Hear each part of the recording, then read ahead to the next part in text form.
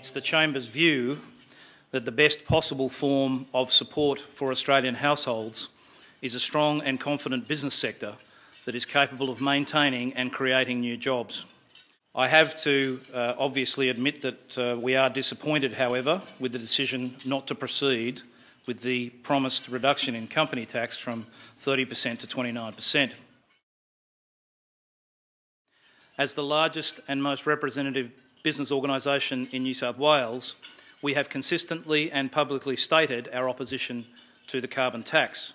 We opposed it at the time that it was announced, and we maintain that opposition now, as we remain very fearful of the impact that this new tax will have on businesses in this state and the Australians that those businesses currently employ. At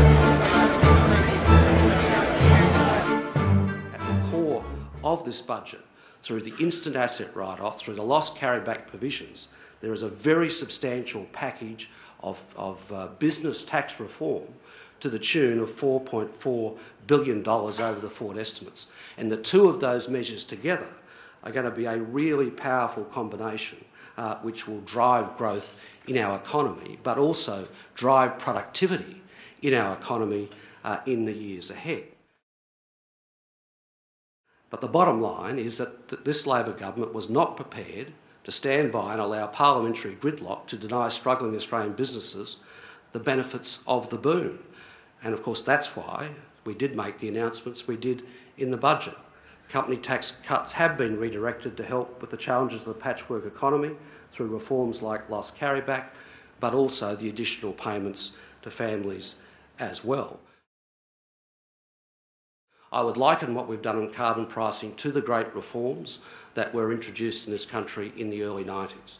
Every bit as significant as the bringing down of the tariff wall, the introduction of national superannuation and the introduction of enterprise bargaining.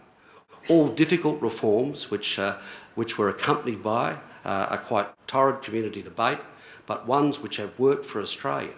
It is probable that the government's management of the carbon tax will remain the government's greatest challenge, and Stephen has made you aware of the concerns of our chamber. Treasurer, I would support what Terry said in thanking you so much for joining us today and formally welcoming you to come back and see us again the same time next year after you deliver your 6th federal budget. And your recognition of the New South Wales Business Chamber is greatly appreciated.